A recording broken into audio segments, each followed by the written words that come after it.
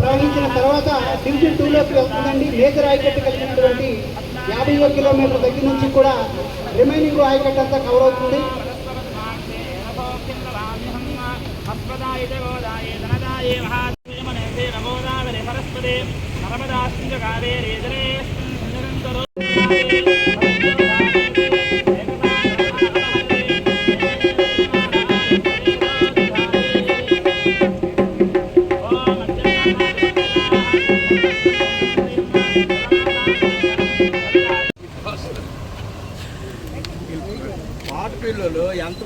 రైతు డైరెక్టర్ గారిని కూడా వేదిక అలంకరించవచ్చు కోరుతున్నాం. ఆవిడ కూడా పుష్పించి దాదాపుగా 1,31,227 ఎకరాలకి.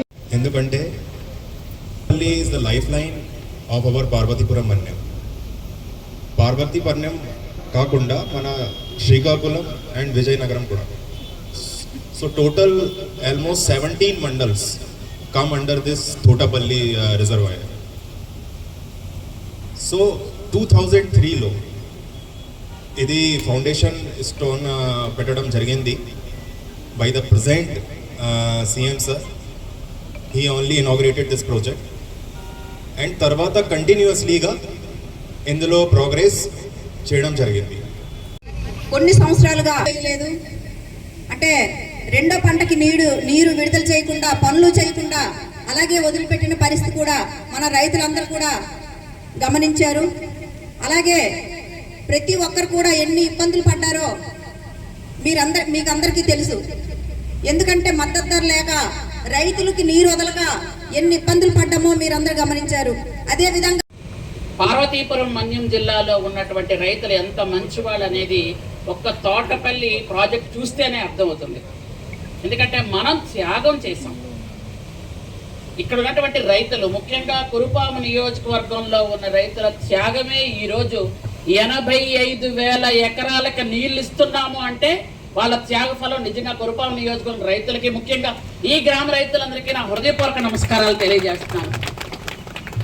ఎందుకనంటే మనకిప్పుడు ఈ తోటపల్లి వాటర్ విడుదల చేస్తే 85,000 ఎకరాలకు నీళ్లు వెళ్తుంది. అందులో కేవలం 5,000 ఎకరాలు మాత్రమే మన పార్వతీపురం నియోజకవర్గానికి ఉంటుంది. కురుపాముకైతే 1 ఎకరా కూడా ఎక్కడ తడిచే దాఖలాలు లేవు. పార్వతీపురం జిల్లా మొత్తంకి, పార్వతీపురం నియోజకవర్గానికి మాత్రమే 5,000 ఎకరాలు అయితే విజయనగరం జిల్లాకి 55,000 ఎకరాలకు వెళ్తుంది నీళ్లు. శ్రీకాకుళం జిల్లాలో 25,000 ఎకరాలకి నీళ్లు వెళ్తున్నాయి. వాళ్ళందరూ కూడా ఈ నీళ్లు తీసుకొని రైతులు సస్యశ్యామలంగా పంటలు పండించుకుంటున్నారు.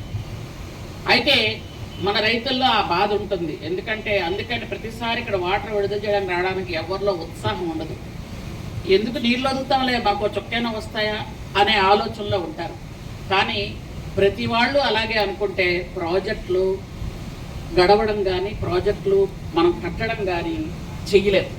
కాబట్టి ఆ ప్రాజెక్ట్ ఉంది అని మనం మనసు సంతృప్తి చేసుకోవాలి.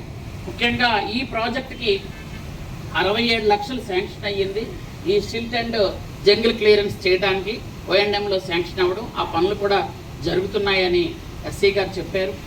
అలాగే లస్కర్ల గురించి చెప్పారు. లస్కర్లు అనేది ఒక్క తోటపల్లె